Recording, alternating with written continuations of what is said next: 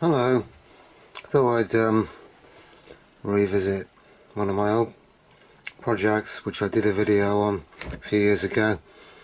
It's my crystal radio set, and I've been tarting it up, if that's the right expression. I took it all apart, took all the brass off of the front switches, sockets, and it's a difficult thing to film this because it's so shiny and I can see all the minute scratches, which is a shame. I did do my best to polish the brass with Brasso, but there's a limit to how much polishing and rubbing you can stand. Anyway, I took it apart and wood stained the box, sanded it down and wood stained it, and I think it looks a bit better than it did. And I made another little brass plate up saying crystal radio, in case you didn't know what it was, because one day it'll end up in a skip and nobody will know what it is, and nobody will care what it is. So I think it came out fairly well. And the next problem was that I had no aerial antenna to test it with, because I took my wire aerial down back in February before we had a massive storm, because the wire aerial was 40 feet up and it went over some three-phase power wires that go across my garden. Don't ask me to explain how I got it over those power wires, but it was a constant source of anxiety when we had storms, in case it broke and came down on the power wires. But in mitigation, I must say I used this wire here, which is PTFE or Teflon insulated, so it's got an insulation rating of 1500 volt. But that wouldn't really help you if it frayed and made contact with the three phase. But now I've put up a fairly long wire that goes all around the garden, about 200 feet of it. I had to double it back a bit, but it's nowhere near as high. It's only about 15 feet at its highest, so I'm not getting as good results on the crystal radio as I used to, but it is what it is. But it still works very well. When the Droitwich transmitter's on, they've got it turned off at the moment for maintenance. They're greasing the stays, which sounds exciting. And that is the main high power transmitter near here, 500 kilowatts on long wave, radio 4, and I think about 150 kilowatts on radio 5, which is up here on medium wave. Strangely enough, now it's turned off on long wave, I can actually hear RTE on 252, because it's got very little selectivity on long wave. It normally radio 4 virtually covers the whole dial, which isn't really a problem because there isn't much else on long wave anyway, apart from RTE and the French station, which is in Luxembourg, I think, Europe 1, which broadcasts in French. But this won't receive that because it's too weak. But could briefly show you the aerial and then try and do another demonstration of how this is working. So this is the aerial I'm using now. And it goes from this pole, which is probably about 15 feet, all the way up the garden and under the three-phase wires rather than over it. Before it was about 20 feet above those. Now it's a fair bit lower than those three-phase cables, and it doubles back and can't even see it. Comes back to the house anyway. and it also goes down to the bottom of the garden. Oh yeah, you can see it. There it is. Goes down to the bottom of the garden. And basically down to ground level. So not very high. Probably about 200 feet in length altogether. So this here is the circuit diagram of the crystal radio. And it's slightly overcomplicated because I'm using it in two different ways, depending on whether it's in long wave or medium wave mode. And basically the aerial comes in and it goes into a double pole switch, and depending on which mode we're in, if I'm in long wave mode, I'm just using it as a parallel tuned circuit with one capacitor across the long wave coil. But that works very well on long wave. But I'm guessing due to the impedance of the aerial, I have to operate it differently in medium wave. And in medium wave, I have to take the aerial through here and take it into the other side of the dual gang capacitor, which is 2 times 500 PF, and that seems to work a lot better than having it in a parallel tuned circuit mode. But the drawback is the common connection on the variable capacitor, which is the metal chassis, if you like, is the high impedance point, because that is earth up there on the stator of one of the capacitors, and the stator of the other capacitor is the aerial connection on medium wave. So the rotor and the chassis of the capacitor are the high impedance point where you pick off the signal and rectify it. The problem with that is, oh dear, moving out of shot. The problem with that is that originally the brass plate on the front of the box was screwed to the metal chassis, and that caused problems when I tried to tune it.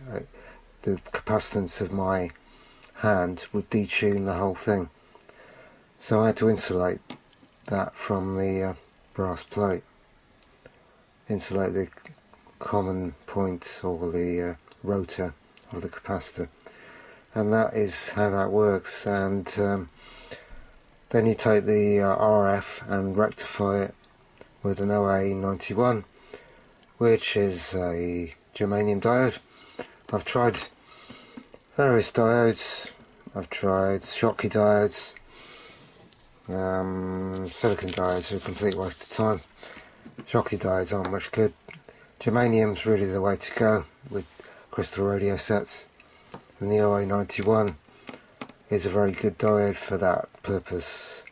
And then we have a bit of decoupling, the 1NF, just to get rid of any RF, and that goes through to the headphones. Oh yeah, and then we've got the 2 coils, which are basically out of an old radio, medium wave, long wave coils from an old radio, with ferrite slugs in them. And hard to get hold of slugs recently. It's been so dry in this country that there's been no slugs around for months. I don't remember when I last saw a slug. That's my attempt at humour. But the headphones are these here. These are my best and most sensitive headphones. They're probably fairly modern actually. I would guess 1960s maybe. Made by S.G. Brown, which was a famous headphone manufacturing company in the UK. And I've got a few other headphones, models of headphones here, but none of them work as well as these do. And when I first bought these, I saw them advertised in an electronics magazine. These were the days before the internet, and I phoned the guy up and said, "Are they high impedance?" He said, "Yes, they're high impedance." So I bought them, and they were about £10. But when I got them, which is nothing really, is it? When I got them, I found out they were 100 ohms. So what did I do? I rewound the coils, and I think I managed to get 1.2k per earpiece by rewinding them. And so I put them in series, so we're up to 2.4k DC resistance. And that is not the impedance, of course, that's just the DC resistance. We'll go on to that later. Well, I'm trying to do a demonstration of this thing, but it's extremely hard to demonstrate a crystal radio working, because the microphone in my camera is just not sensitive enough to pick up the audio from the headphones. I mean, I've got it tuned to Radio 4 at the moment, and the headphones are over there, and I can actually hear it from this distance. And when I put the headphones on, it's very loud.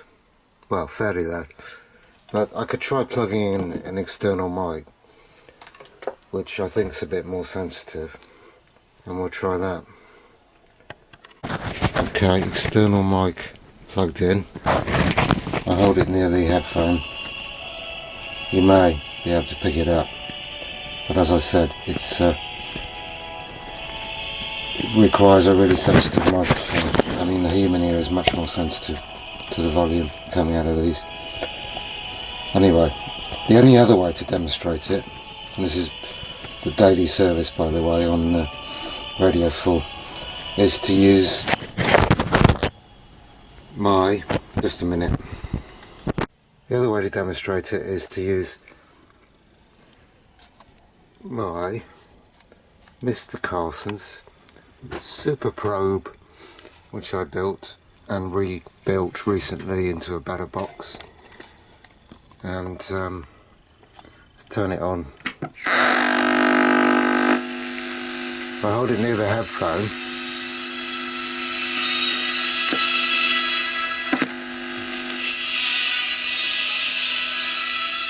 it works very well.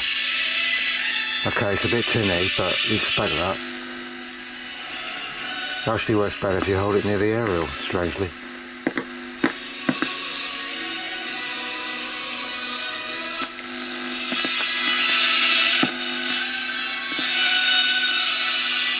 That's a long way. Medium wave. That's the strongest signal on medium wave. Radio 5 Live. So that's the best way of demonstrating it. Unfortunately, both the main high power transmitters I get are turned on at the moment. It's obviously too cold to grease stays at the moment. Can't pick up anything else on medium wave that's audible.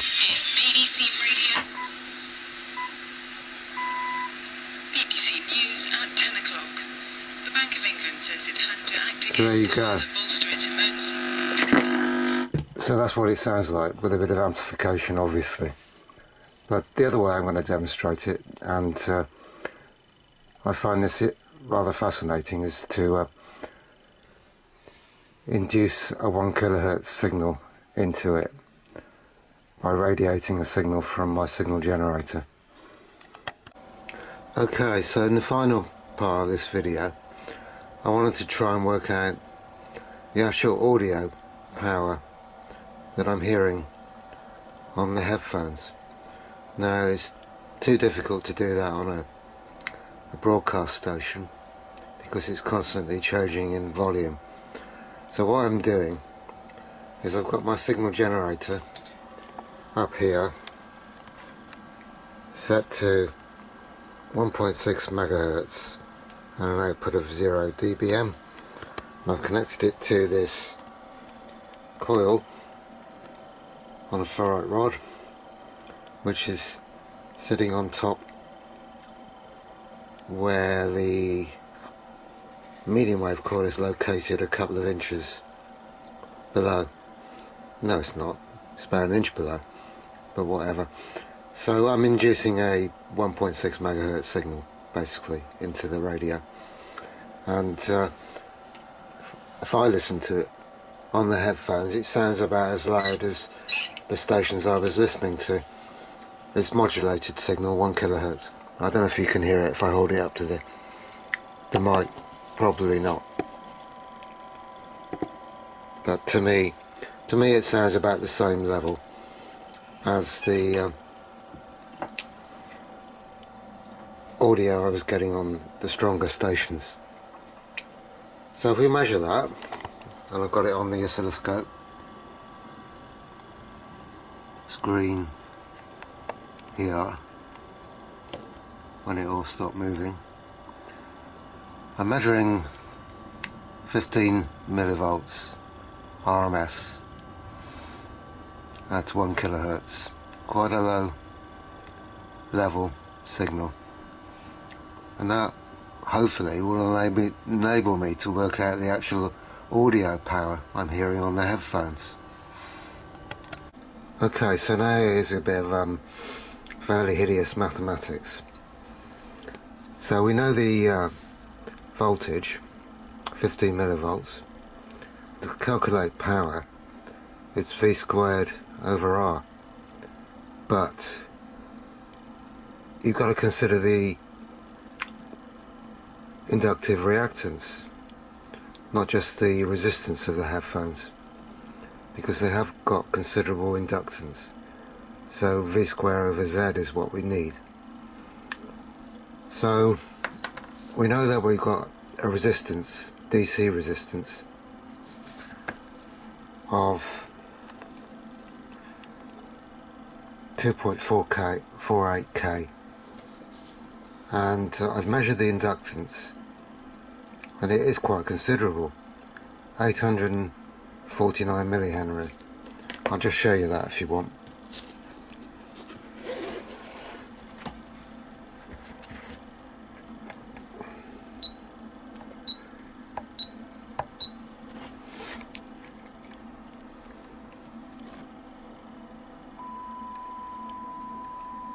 Okay, well, 854 millihenries today. It was lower when I measured it yesterday. So 854, let's change that. Millihenry. 854 millihenry. So now we know the inductance, we can work out the inductive reactance at 1 kilohertz. And of course, the inductive reactance is dependent on the actual frequency you're using. So the formula is 2 times, where's pi? Come on, where's pi? Down there. 2 pi times 1 kilohertz times 854 minus 3 equals, okay, so the inductive reactance is 5365 ohms, more or less. No, so there we are. So it appears that the inductive reactance will play a major part in the impedance with these headphones. So now we need to go on to calculate impedance. Another complicated formula, well, fairly sort of thing I did at college and didn't think anything of it in those days. So in order to calculate impedance is the square root of R squared XL squared plus XL squared plus XC squared. Now I'm ignoring XC. I may be wrong to do that. That's inductive capacitive reactance. If anybody's got any suggestions whether I should ignore it or not, I don't know. Please let me know. But I don't think capacitive reactance is going to influence things considerably in this, so I'll get rid of all that and just do r squared plus xl squared. So let's try and calculate that. So r is 2.48 exponent 3 squared plus 5.365 exponent 3 squared. Answer, and then square root of answer is 5910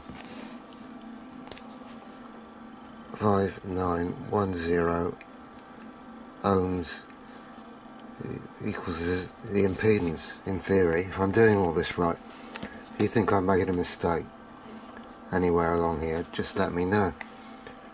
So now we know the impedance. We'll go back up here, and if we do 15 millivolts squared divided by 5365 ohms, we should get the power. What did I get? No, 5365, that's not it. It's 5910 ohms. So 15 squared, 15 millivolts squared,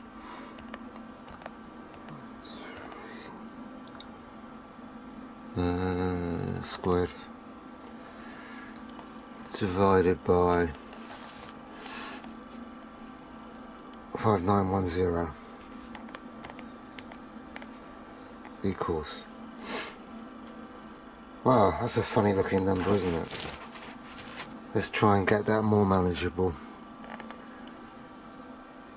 I think that says 38 nanowatts. Okay, so equals 38 nanowatts.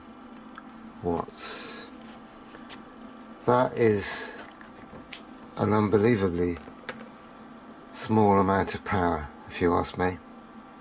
It just amazes me that the headphones are so sensitive and can produce such a reasonable volume with only 38 nanowatts.